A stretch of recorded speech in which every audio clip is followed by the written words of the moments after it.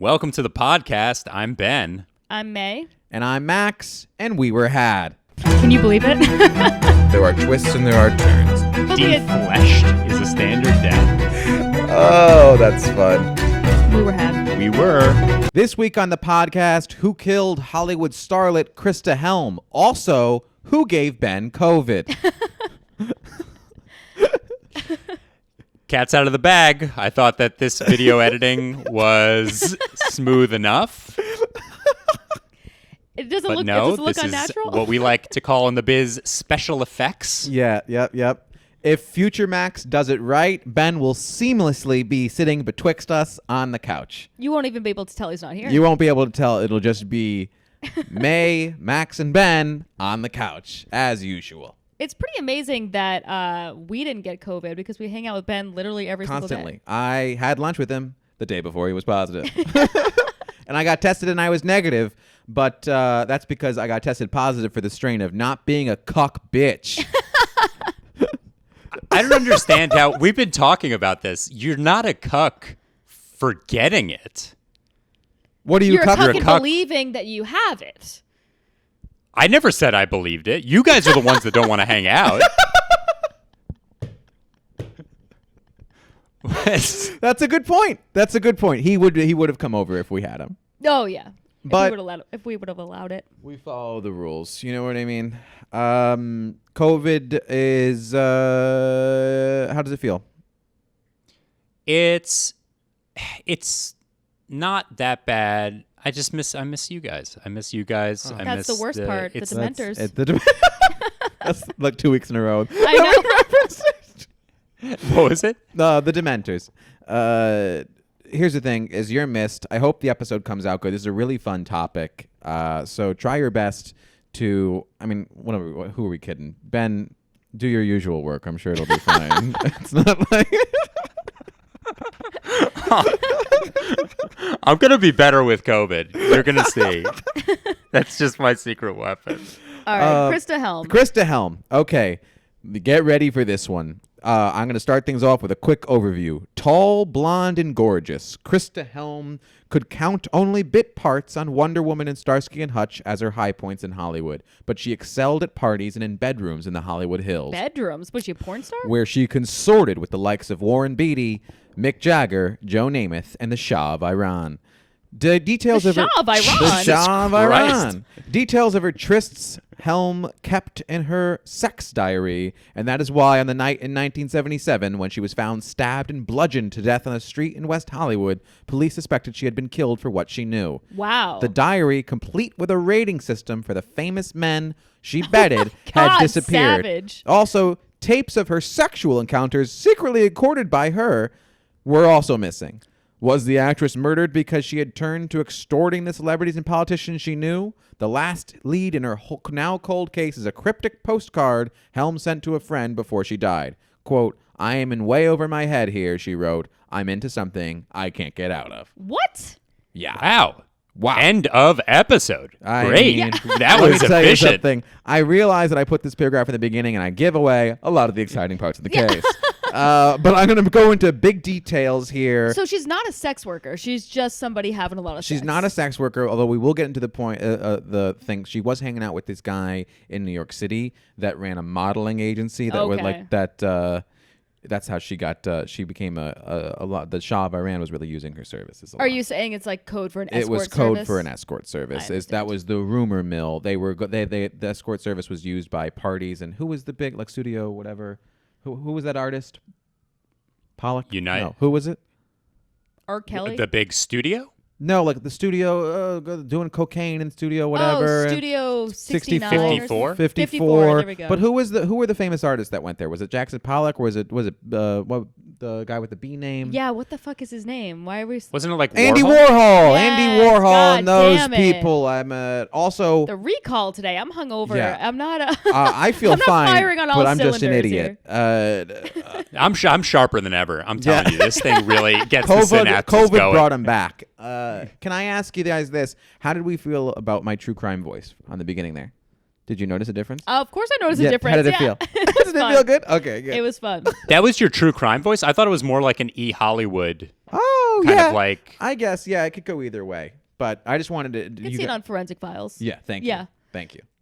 question about the rating system. Yes. I was going to ask Is that something. based off of looks? Is it based off of how good they were in bed? I think it's mostly based off of. It's a sex diary with sex ratings. So it's based off of sex. But they never. There's no information here. Like, none of. Like, I got information from whokilledchristahelm.com, a CBS article, and one other things. But here's the thing. There's no Wikipedia page for her or her murder. Also, when the story was first broke, it was a very small little article. Really? And not much else has happened to it. So weird. There was an episode of Oxygen's Mysteries and Scandals that covered this, and her daughter has been. She brought it after years of like begging. It became a cold case that they revisited, but they still didn't find it. I'm giving away a lot of things. But anyway, something's up with this case. Somebody's Yeah. keeping it. Somebody's keeping it quiet because this should be a huge case. Yeah, She absolutely. fucked everybody. It's so mean to biggest. do that. What, to score rate- him up? Yeah. Yeah. Like that's so cruel. You guys remember a few years ago, I think it was in college, like when we were in college, there was a website that you could go on and girls rated guys that they went on dates with. No. Yeah, it was called like Lulu's or something like Oh, that. I do remember yeah, that. Yeah, and you Yeah. could rate people and Lulu's. and it would be like things like, oh, we went out to eat and he pretended he forgot his wallet, like shit like that. That's funny. yeah. I remember that website. That was funny. and that's basically how Facebook started, right? Just like rating Facebook people. was hot or Yeah. not because Zuck was worried about telling other people if they were hot or not. That metaverse bitch. He is such a Disney villain. Like he's the worst person in He's the world. a cartoon fuck. He really is. I think it's okay to rate people if the range of people that you're sleeping with goes from Mick Jagger to the Shah of Iran. Yes. Then you I just wonder got to who keep scored track. better or worse. Yeah, Mick Jagger or the Shah.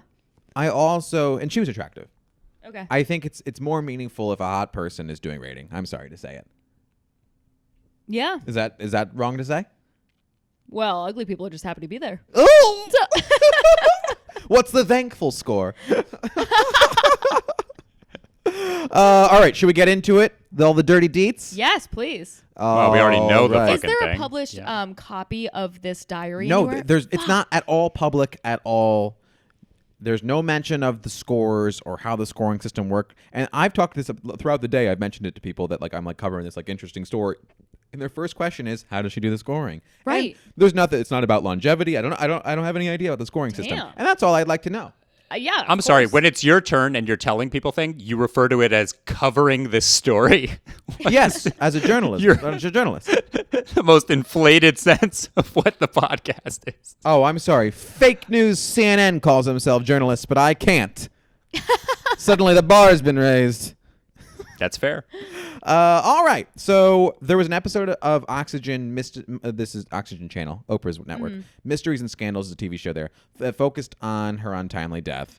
So she was murdered in West Hollywood in 1977. So her daughter, Nicole Clements, was also featured in the episode, hoping to find some sort of justice or solace all these years later. She goes, quote, "My mother was a very complicated woman, like so many of us. She used her brain as well as her charm. She was warm and loving to those of us she loved and cared for. She was also fearless with her ambition." Clements still struggles with the reality of her mother's death, noting that some memories are just too harsh to recall. In the episode, it's noted that Clements wasn't even told the real reason her mother passed away until later. Quote, "I believe it was a couple weeks after her death when press about her real cause of death came out. I don't have a clear memory of who and how I found out, as this seems to have been blacked out in my memory." Wow. She got fucked up by this, let me tell you something. Well, your mom gets murdered. I think that's going to be pretty. I don't think you feel good. Yeah. I don't think it feels good. All right, so let's talk about Christa Helm's early life. Krista's story began on November 11th, 1949 in Milwaukee, Wisconsin. Her father, Harry, worked for an asphalt company, and her mother was a housewife. Her mother was an alcoholic, and that caused a lot of problems in her parents' marriage. They divorced 3 years after Krista's birth. At the transformative age of 16, she became pregnant by 27-year-old Gary Clements. Oh, boy. And there's the secret of why you become sexually promiscuous, because you were targeted as a young child. Yep. He was a business owner. He ran karate schools. It was through her association with Gary that Krista became adept at martial arts. She was a badass. Oh, wow. Okay. Like a real black belt.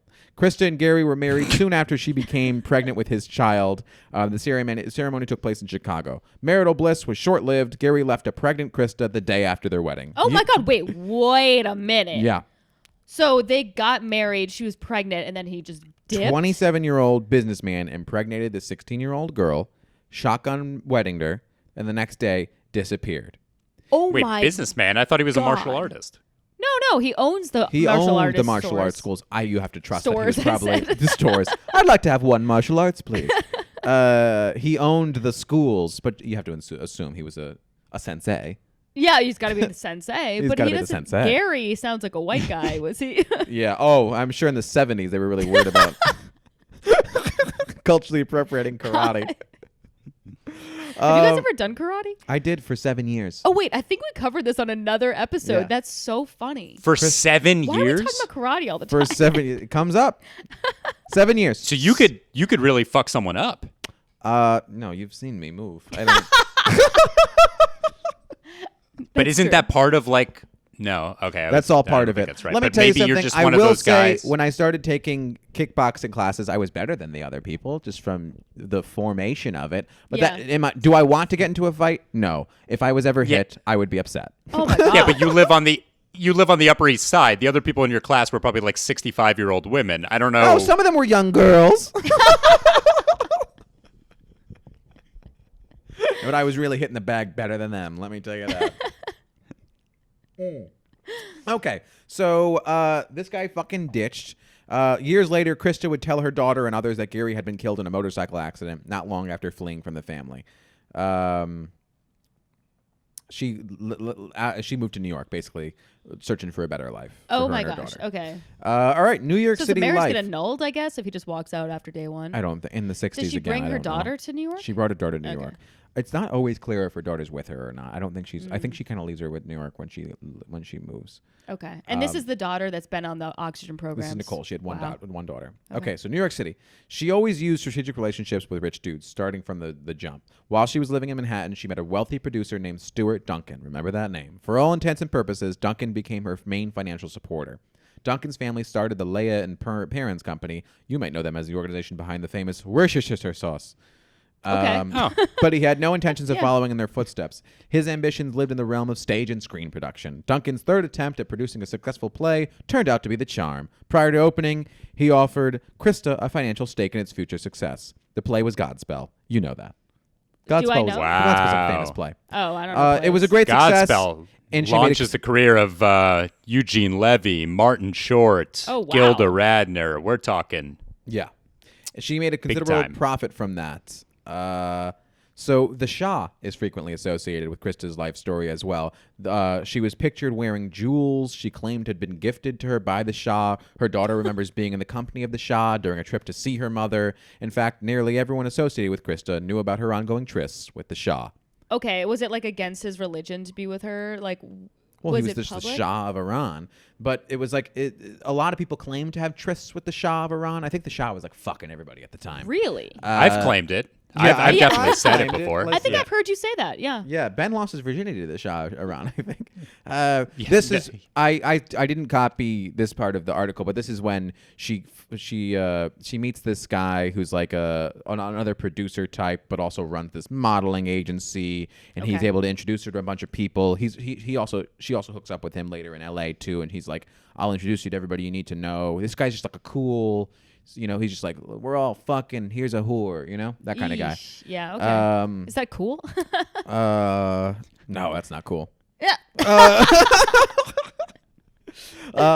Also said in this article that she would charge $60 for her. I don't know, adjusted for inflation. I hope it's a lot more. For hanging out with $60. I think $60 would be a lot, no? Because we're talking, we're still in the 60s? I think we're still in the 60s, 70s. I'll punch the numbers on that. Yeah, crunch Yeah. the numbers. Yeah. So there was little doubt in Kent, one of her friends' mind, that Stuart Duncan was bankrolling Krista's style of living, even though her dance card was also occupied with the likes of other prominent figures at the time, including football legend Joe Namath. Oh my God. What? Duncan even financed a full-blown movie for her to star in that never really went anywhere. It was like a horror Oy. adventure film that never really got Hot picked girls up. are always in horror films. Yeah, and he fully she was like, let's make a movie, and nothing happened with that. Okay, so she moves to Los Angeles. He also financed her original stay in like this beautiful apartment there. In 1976, she was featured as a car hop waitress in an episode of Starsky and Hutch titled Silence, air date January 21st, 1976, and enjoyed a more prominent role in the fourth episode of the first season of Wonder Woman titled Beauty on Parade, air date October 13th, 1976. Okay. She continued to nab her fair share of celebrity mates as well. In fact, keeping track of her timeline of famous lovers is quite the chore. Her diary/rating system was said to contain entries for the likes of Warren Beatty, Jack Nicholson, Mick Jagger, Joe Namath, Johnny Rivers, Desi Arnaz Jr., and many others. Krista admitted to being intimate with many of these figures in the press she generated for herself. Tell you what, she knew how to tell a story. Oh, yeah. God forbid. And by the way, this article's constantly like, there's no reason to think that what she was saying wasn't true. Like, a lot of it's backed up by friends and reports and that kind of stuff. Okay. Honestly, is this kind of a feminist story in a way? Explain yourself. I'm trying to spin it. Okay. But in a way, like a woman who owns her sexuality. Max, stick to the script. And she, in many ways, she's using other people. It doesn't seem like she's being used. You know what I mean? But there how is is. that But what about the feminism? ending? Well, I don't think it works out that well. Yeah. I would also argue that But what I'm saying is this is not the typical story of a starlet being preyed upon by people of power. True. I think it's Quite pretty the clear. opposite. It's pretty clear that she's preying on the people of power Yeah. to boost herself, which I think is a refreshing spin. it is refreshing, but it is definitely what she's doing is super fucked up. Like if a terrible. guy was rating women and had a diary from it and then secretly filming them, they'd go to fucking jail. Didn't most dudes have like a little black book and shit like that? Wasn't that a popular thing? Ben, I don't. during the time, did your buddies have any of this? I just want to say, we'll talk about this after the episode too, but clearly the sound from you guys is coming from Max's headphone and not Mae's headphone. So I make out probably about a third of the things that Mae has been saying over the course of this really? episode. That's good. Wait, how's that Yeah, possible? well, we're good. We're good. Why don't you scream? I guess I'll have to scream. Yeah. You know what? Yeah, Maybe- just scream it. Maybe it's better if you... Just you guys go cheek to cheek. Why don't you... And you know what? Never mind. It's fine. It's fine. Ben, what are I you think saying? it's okay. You're right It just- here in between us. Oh God, I'm sorry. It's my this COVID affects my damn left ear. All right. In a 1994 interview with journalist Katie Couric on Dateline NBC, Burt Reynolds recalled an encounter he shared with a beautiful blonde woman during the mid-'70s. At the conclusion of their tryst, he says the woman pulled out a notebook and began writing. She told him she was ranking their lovemaking in her journal of past lovers. Well, how do I rate? He asked. Reynolds didn't name Krista in this anecdote, but it stands to reason that she was likely this fling that evening. Oh my God. That's fucking cool. That is cool. She grades while they're there. That's badass. They're smoking a cigarette and she's fucking taking notes. Damn. Cruel. Yeah, cruel mistress. To grade in front of somebody is rude. Yeah. Like when a teacher would grade your failed test right in Whoa. front of you. What an asshole. Or then put it down yeah. with the And then look letter While- upside down. Yeah, looking you in the eye the Yeah. whole time, me not even after looking at the class. problems. And I'm like, God damn it. Now everybody knows I'm a fucking dum-dum. Anyway. So this is interesting. She ended up falling for one person, or at least something close to it. In an Earl Wilson column from August of 1975, Krista claimed to have been dating actor Michael Sarrazin for the past 8 months. It's been speculated that out of all of Krista's many conquests, Sarrazin was the closest she came to falling in love. They met at a hotel pool and lived together for a brief time in his hillside home. Mr. Sarrazin passed away in 2011, but we reached out to his siblings. They were unable to recall any memories of Krista from this time period. Okay. Great. But it's nice. Also, Yeah. they're calling them conquests for her. Again, it's a real flipped situation. Yeah, it is. It's interesting Fun. to hear about the men Especially- being the ones being... Right. Especially at that time. Especially at that time. She was also connected to Bernie Kornfield during this period, a social worker turned controversial international financier. Kornfeld was a notorious womanizer who kept 4 or 5 women at his beck and call at all times. Jesus He Christ. lived in not Gray even the Hall, time. a luxurious 40-room mansion in Beverly Hills that he purchased from actor George Hamilton. Hamilton also dated Krista for a brief time. Oh my God. And would later figure prominently in the investigation of her murder. They dated for a significant stretch of time in 1976. They were reported to have met while Krista was waitressing at Sergio's Le Club. Hamilton claims that they were introduced by the Godfather producer Gray Fredrickson. No, I'm kidding. She and Hamilton were frequently spotted around town together, including a sighting at the restaurant Ah Fong's in Beverly Hills. But by the end of the year, the relationship was kaput. She was also said to have had a relationship with Frankie Crocker, the famed New York disc jockey who first coined the phrase urban contemporary. He was contending with payola charges in a New York court at the time, but he kept a residence in Beverly Hills nonetheless. Supposedly enamored with Krista, he agreed to produce a disco album for her. Okay. And during these sessions, there were a lot of famous people involved, and a lot of them kind of were obsessed with her, and some of them she dated and not. Also, so she's a singer, songwriter, actress. she's somebody with what I would guess is I never saw any of her roles. Marginal talent, but off screen, boy, was she magic. Let me tell you that. a lot of chemistry, this woman. Boy, she could suck the air out of the room. Let me tell you that. When she walk, you watch. Also included in these recording sessions were backup singers Debbie Danilo and Krista's then roommate, Patty Collins. She fucked Patty them too? Collins remains one of the key suspects in Krista's murder, but little is known about her either before or since the events of February 12th, That would also 1977. be very feminist If of a this. woman if a woman killed killed her? a woman, finally. Also, I hope you've been paying attention to all these names, and I should have said that, because the important thing to remember here is that I never mentioned it, but there really is no idea who did this. Okay. So okay. this is one where it's one of the really more open-ended ones where it's going to end up, and I would like us to all put our best foot forward to see who did this. Okay. So, And is there going to be much evidence for individual people, or are we just going to kind of take stabs in the dark based on? There's a reason why I'm doing so much reading and telling so much story. It's because I want us to draw our own conclusions. What I'm saying about each person is kind of isolated, but some of them will come up again. Like people like Collins, George Hamilton, they'll come up again.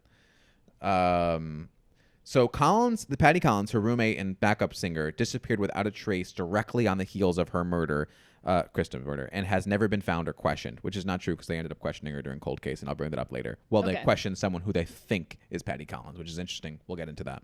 What we've been told is this. Apparently, Krista moved out of her lavish home that was financed by Stuart Duncan by 1976 and began living in a 2-story loft on Franklin Ave. Known as the Red House for its predominantly red interior decor and also the fact that they fucked everybody in it, she shared the space with Patty Collins. She and Collins apparently began a sexual relationship. Collins is thought to have been the same age or slightly younger than Krista, 25 or 26. Quote, I could tell she wasn't really into me. This is a guy who was dating. A music agent source for WhoKilledKristaHelms.com told them, I could tell she wasn't really into me. This being Patty, because she was more into the lesbian thing with Patty. Oh, Krista was dating this man. Yeah. I'm sorry. So the quote is, that was okay, but I always got bad vibes from Patty. She always seemed very jealous and unpleasant. When the investigators questioned me after Krista's murder, I told them Patty was the only one they should be looking at. Oh, so she was also hooking up with Patty. Yeah, she was hooking up with Patty and these other guys. Interesting. Actor George Hamilton testified to similar suspicions when he was questioned by police. Do you know George Hamilton, Ben? Is that an actor you know the name of? Yeah, isn't he the one with like a really big tan, like a very he's tan, famous very narrow face. I saw a picture of him. He looked like I looked at him and I was like, Ben's gonna know that guy Okay. because he looked like a guy that's been in stuff. I don't know much about what I think he was in like some movies. He might have been the host of a TV show, but You're about as something useful like that. as a poopy flavored lollipop. So Krista recorded Sounds awful. many of her sexual conquests in both her diary and on audio tape. Following her murder, detectives were able to recover a handful of those recordings, but most of them were lost. One of these featured a 3-way sexual encounter with Hamilton, Krista, and Patty Collins. That's why Hamilton is real forefront here. Oh, wow. Okay. According to author Fred Rosen, Hamilton observed that he felt a, quote, particular tension between these two women, and there was something involving a control that Patty was exercising over Krista.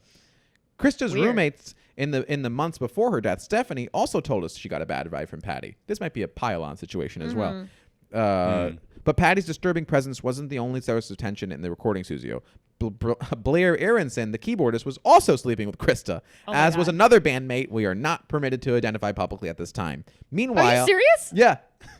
What? Meanwhile, backup singer Debbie Danilo was said to have been obsessed with Blair, the one who was sleeping with Krista, and jealous of Krista for being the center of Blair's affections. Oh my God. So many people are fucking. Like, She was a tornado of I mean, that's crazy. sex. Can you top me off? It's also just everything around her. It just there's a lot of sex just going on. Yes. Like Insane. I mean, it's the 70s, baby. Free love.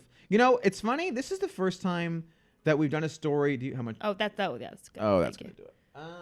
Sorry, we're topping off if you're listening online. If you can see us on the computer, you're watching us do this. But what I was going to say is that this is the first time that we're talking about the 70s, and that sex, free love stuff is really coming out. Let me tell you that. Yeah, I'm like, did she get an STD? I don't think you don't even know at this time. I don't think. Yeah, I that's mean, true. Unless you got the they all got warts. Oh, you had the warts. I feel like what's the lice of the pubes? What's it called? Crabs was huge. The in lice the of the 70s. pubes. The lice of the The lice. pubes. It's really lice of the the pubes. lice of the pubes. Yeah. Lice. They call it 70s lice.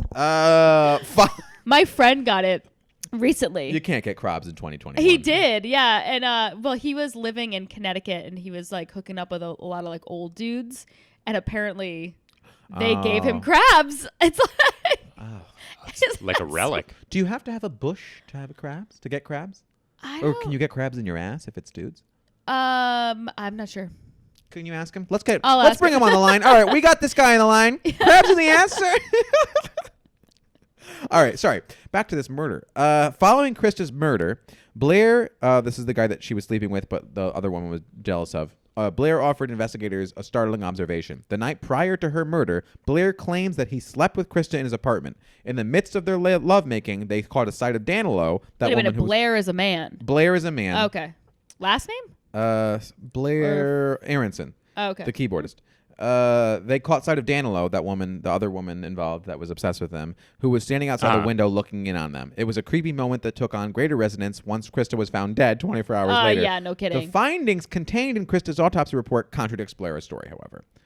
According to a New York Post article featuring interviews with her friend and makeup artist Ilana Harkavi, she had a lot of friends too, and attorney David Burstein, Krista made a return visit to New York roughly 6 months prior to her murder. It is unclear exactly what her business was in the city or if she looked up Sugar Daddy Stuart Duncan while she was there. Stuart Duncan, remember him earlier? It is believed that by that time, Duncan had stopped bankrolling Krista's efforts to achieve stardom, which left her in a financial pinch. Interesting. It's also interesting to note that Krista's roommate Stephanie says that Stuart Duncan made a trip to LA to visit Krista in the final months of her life. Stephanie felt that Duncan's behavior around Krista was leechy and demeaning. Well, also, I'm speculating here, like maybe because he was shutting off her funds, she was like, I'll release a bunch of stuff. The tapes. That's Release actually the tapes. really good. That's a really good. Oh, okay. I'm glad Mae's paying attention. Ben, once again, wonderful contributions. I got a little lost with all the lovers. There's Mae's a lot of able sex. to- A lot of there's a web of Ben's sex. never heard about this much sex. It's crazy. So Duncan, let me tell you something. I don't like him. Okay. A bankroller like this, that you kind of feel like ownership over someone. I believe, you know what I mean. It's weird. It reminds me of some club But does owners. Duncan's Yeah, let me tell you that. But- let's name names. But does Duncan have this power over? No one Does is, Duncan actually. have It's very this- upsetting. What, Ben? You know what I mean? Go ahead. Sorry. What did they say? What did Duncan say? Go ahead. Does Duncan still have this power over her at this point? Because I thought that it was more like in the early stages. She blew the money that she made from Godspell. He was still she moved to LA like a year or two before her death. He bankrolled her in the start. We don't know when she was cut off, but she was cut off. And it seems like she blew that money from Godspell, and she's all smoke and mirrors. So it seems like if she went back to New York, she probably wanted to see her daughter, but also at some point, I don't think her daughter's with her. I don't know.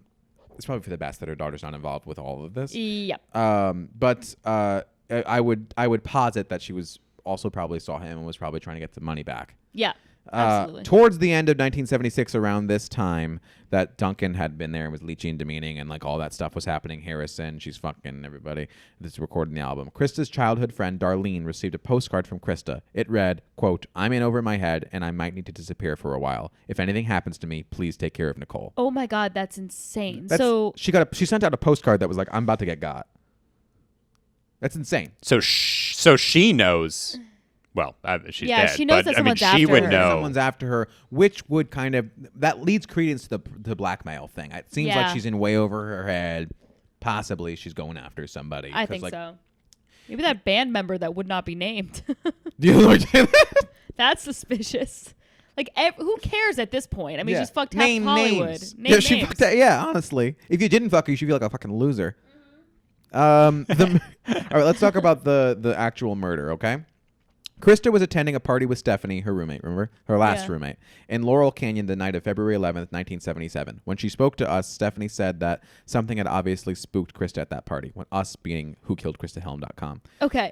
Quote, Krista approached me with a funny, cloudy look on her face, she recalled. I asked her what was wrong. She told me it was nothing, but I could tell something had shaken her. I'll never forget that look.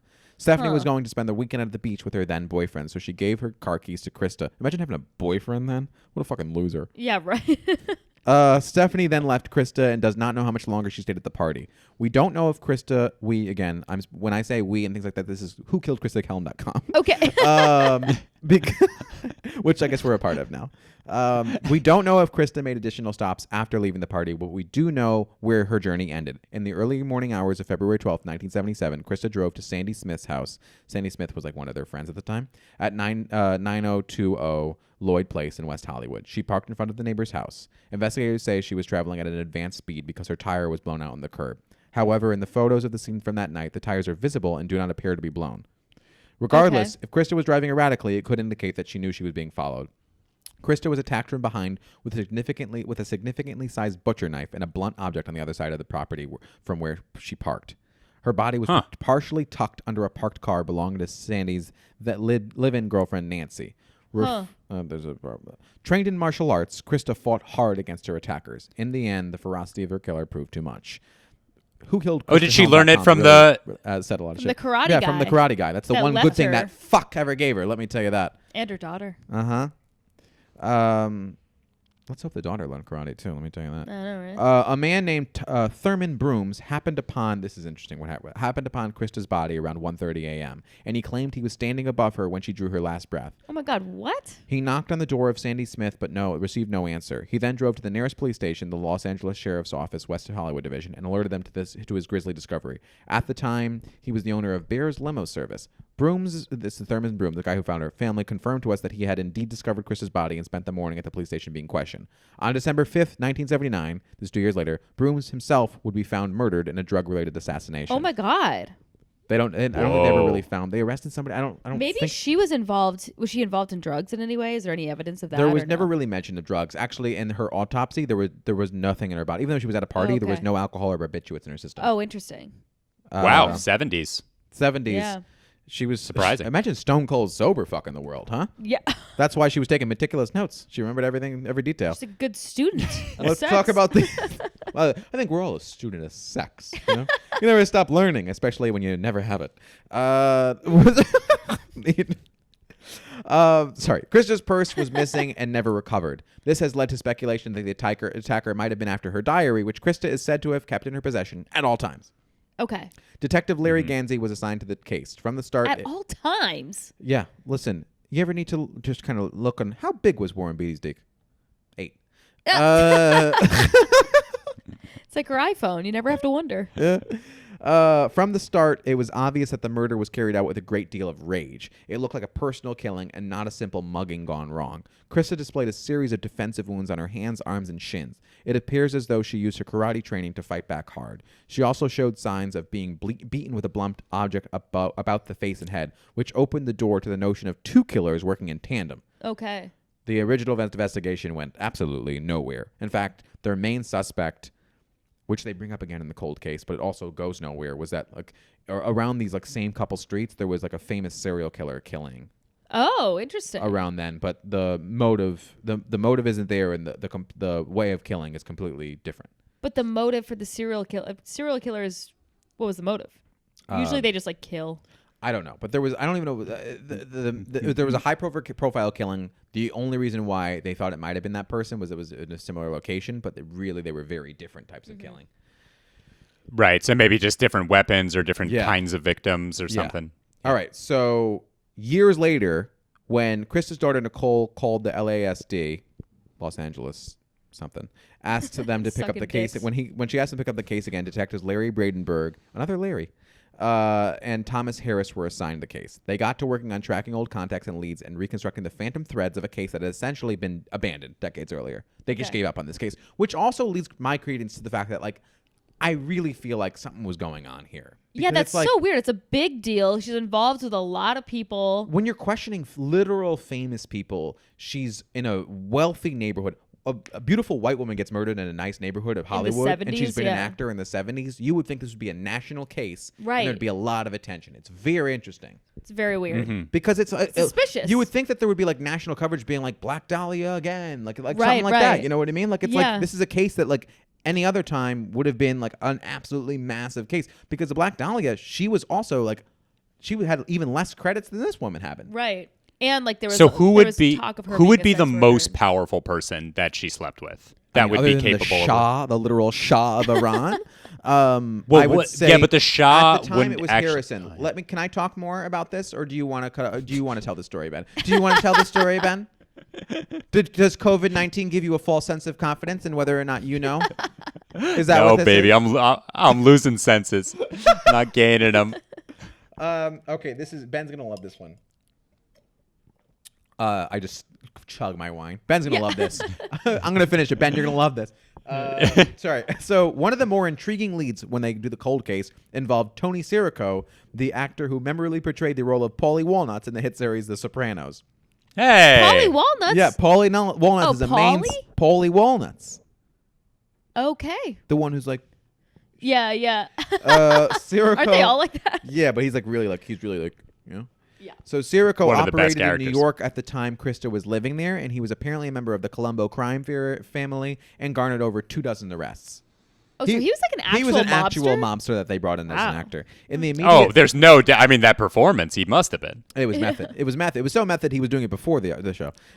In the immediate aftermath of Krista's murder, Stephanie received a spooky phone call. Oh my God. The quote is, "I heard you like to party." The menacing male voice said, "I'm right down the street."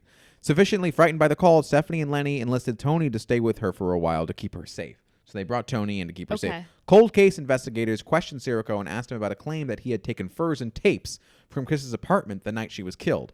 Sirico denied all associates with Krista and asked for a lawyer. He was never questioned again, and our requests for further conversations with Tony have been denied. Amazing that Tony didn't want to talk to whokilledkristahelm.com. Yeah. I guess How did he know? the thought process is there. If maybe he stole a fur, maybe he stole some of the prominent tapes that she was keeping, and the mob was using those to kind of hold over people's heads, and like maybe she's Interesting. somebody who would have known that they were doing this. I think it's a little far fetched, especially because he's from the New York days, and I got a feeling like if it's somebody from the New York days, it's somebody more significant, or it's somebody from those LA days. Interesting. The Okay. major finding during this course of the investigation involved a startling DNA profile. Using blood samples found under Krista's preserved nail clippings, the test indicated that they were consistent with a female. Oh. This sample could accurately point the finger at the gender of the killer, or it might merely indicate a completely innocuous encounter. Or like maybe she's having sex with the girl, Yeah. claws a little I mean, bit. let me tell you something. You could most of the time you'd be like, "Well, would you have fucked somebody that night?" And it's like, possibly. Right. The slightest touch can leave detectable DNA profile. For instance, Krista lived with Stephanie, had spent time with her earlier that evening, and was driving her car to Sandy's home. Her DNA could innocently and logically wind up on Krista. To this date, however, Stephanie has not been swabbed for DNA. Isn't that a little strange? Very strange. Her roommate at the time, who was the last person to see her alive, and who it's a provided these- female and all that is stuff. a female, and was like, "Oh, I was going away with my boyfriend for that weekend." She was possibly killed by 2 people, and she also was like, she was so shaken, I was worried about her that night. Yeah, it's weird. She told police, she was like, later in the car that night, I was like, I couldn't stop thinking about Krista. I was so worried. And you're like, And it's like, let me tell you something. I don't like it. yeah, I think that's So suspect. why do you think, before getting into the mystery of who killed her, I know you have a few things left, but like, why do you think this thing got buried so much? And that I no wouldn't one be cared. I wouldn't be surprised if... Here's the thing. This is where it turns into, you know what, they don't respect the woman who sleeps with everyone. You know what I mean? That, yeah. Where it's like, how known is it that she's sleeping with everyone? And if the cops are like, well, listen, it was bound to happen one day. She's fucking everybody she meets. You know what I mean? True, but- I could very much see the cops throwing that away because of that. When they start investigating it and they realize that literally everyone in Hollywood has a motive to kill her. Yeah, that's true. But the Black Dahlia also kind of got around a little. Not like this. Nobody's like this. But like, you know, like you said before, like it's kind of an interesting story for the media to be like the next Black Dahlia. Like it's a lot of parallels. This should be It's an weird that absolutely they didn't jump on massive story. And that's why I would like to Warren Beatty must have been huge at this time. Right, obviously. like part of the mystery is like, why did this get covered so hard? Why didn't it? Yeah. No, but I mean like covered up. Yeah, exactly. Strange. So I would imagine she also fucked politicians. Yeah. Yeah, see, that's what I think is more significant than the actors in terms of the cover-up. Because I think the actors, if it was just Beatty and Nicholson and Hamilton and all those people, then I think it's going to be a sensationalist stories. But if it's people in like political power, then I could see those people being able to squash it. Those were the good old days when a politician could push you in front of a train and no one ever asked why. Yeah. Yeah. Enough said. God forbid people are able to do that anymore. Jeez. All right. PC world we live in. Remember that there were also tapes in addition to the diary. And the tapes were recording her sexcapades with all those celebrity boyfriends. The investigators say the tapes are, quote, very significant part of the case because those tapes could have supplied a motive for someone to kill Krista. Quote, we don't know if there may have been an extortion or a thought of extortion, Detective Harris says. Krista's friend Darlene warned her against making the tapes. Quote, I thought it was dangerous, she says. I thought she was playing with fire. Darlene was the woman who got that postcard. With the help of an anonymous tip, the cold case squad finally tracked down the woman they believe was Krista's girlfriend, Patty Collins. Remember her? Yeah. Patty and Krista had a relationship according to more than one person. They had a close sexual relationship and a professional relationship. At some point, they had a falling out with one another. It looks like, according to these people, wasn't serious enough for a murder. We don't know that, but we'd like to talk to Patty about that, Bradenberg said. The detectives had no trouble getting their swab of DNA and an interview, but they were stunned by what Patty had to say. Quote, no, I don't know, Christa Helm. What? They showed me pictures and no one looks familiar in those photographs at all. I don't know anything. Huh? That's crazy. That's suspicious. what this woman they thought was the woman who was known to fuck her. Yeah. Lived with her, was a backup singer. So either it wasn't that woman or this woman did it. And not only that, Patty claimed this woman she was never in Southern California. What? And Detective Harris, this cold case detective who didn't charge her with anything, this is the last thing that I have. She was in Southern California, we know that, but for some reason she's denying ever being there in her life. So she's just a crazy person. She's either absolutely insane, or they have like literally the wrong Patty. Oh yeah, or she's like a different woman. Yeah, right. But they never charged her, and again, the cold case brought nothing to. Again, it died out. Oh my God, that's crazy. Interesting. And ladies and gentlemen, that's the case. Wow. Beautifully done. Thank you. I would like to think that it was a woman that murdered her just for the Let me tell you something. twist. All parts of this kind of point to it being a feminist end to a feminist story. True, but if she was trained, it was definitely. Well, let me tell you something. Counterpoint, it was a man. Let me tell you something. This was a lady with a lot of fucking chutzpah and moxie and a black belt. A woman's not taking her down. That's what I was about to say. The black belt part and the chutzpah. And the fact that she did so much fighting, even though she was attacked from behind. I will say, if it was two people, I would actually believe it was a woman and a man. That's interesting. Yeah. Could be that. Her roommate and their boyfriend. Yeah, exactly. Stephanie and the boyfriend. Maybe she fucked that boyfriend. Yeah. Was she like some sort of supernatural being? She being? probably would be fucking. She's a fucking boyfriend. real life siren. You meet this woman Crazy. and you're like, I gotta do it.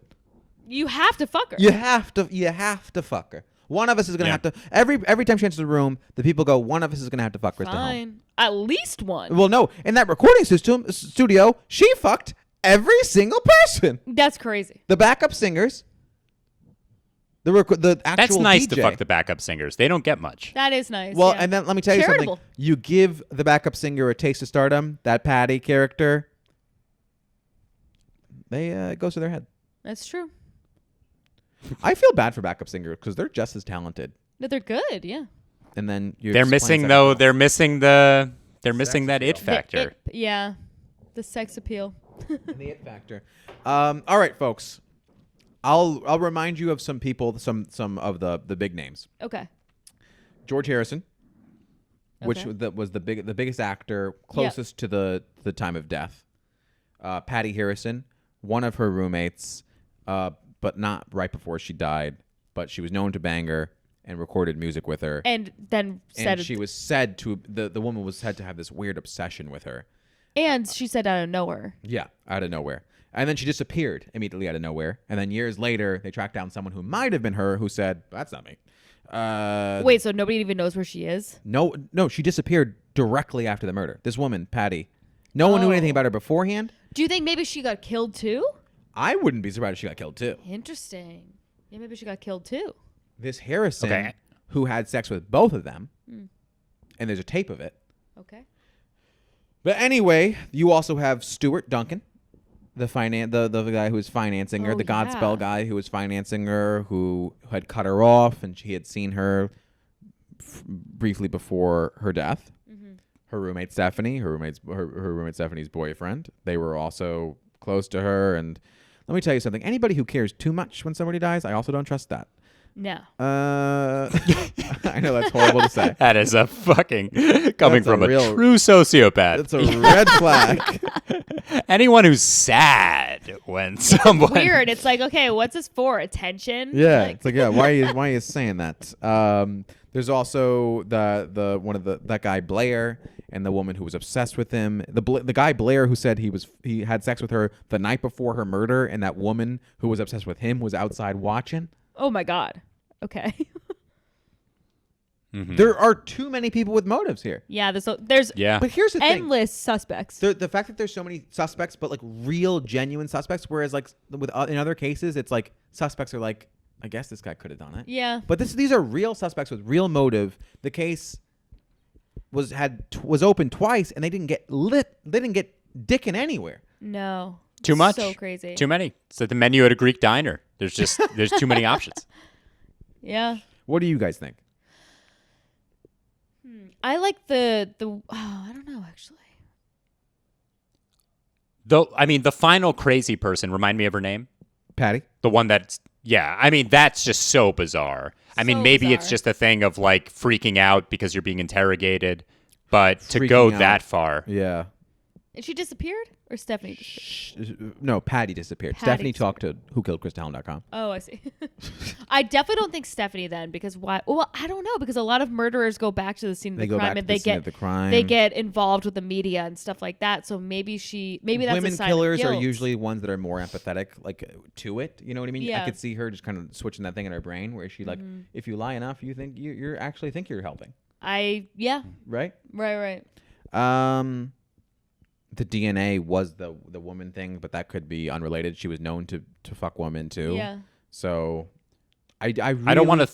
Yep. I don't want to throw Duncan out of there. Because it seems like that was a creepy, kind of movie plot like thing going on. I don't think Duncan literally did it.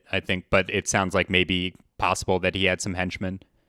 Let me tell you something though. I think the three of us might write a movie about this. This sounds like a great movie. This is a movie. This might even be. This can is I a tell you film. something? Is it a TV series? Is it a mini series on a premium cable channel so we can show full penetration?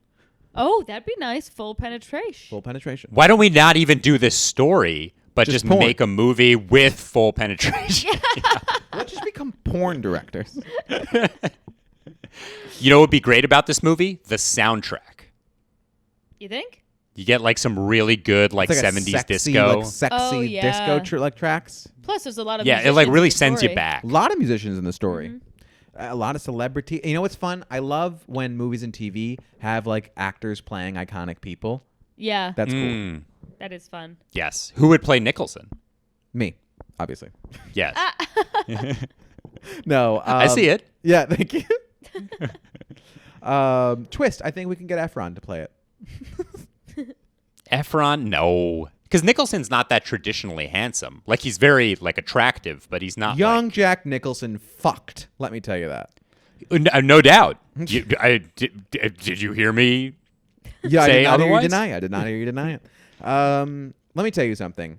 I'll tell you right now, I don't think Tony Sirico did it. I know. I don't think Thurman, the guy who saw him, this limo guy, I don't know. I really 3 years later, I don't know if do you think he saw more than he said that night? And maybe years later he was murdered in connection to that, or he was just assassinated for a different reason.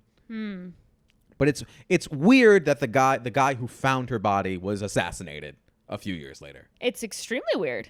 Yeah. I mean, this story, it was making my head do flips as I was reading it. My Yeah. jaw was on the floor. It's insane. What a website. Who killed KristaHelms.com? One of the great keep websites. saying it because I'd like somebody who watches this. I hope somebody can fucking be like, wait a second, I know Patty. Yeah. That'd be fun. I would like it to be solved. God forbid. Me too. But in traditional fashion, can I say it? We've been had. Oh, We were. big time. Ben, thank you for joining us in person.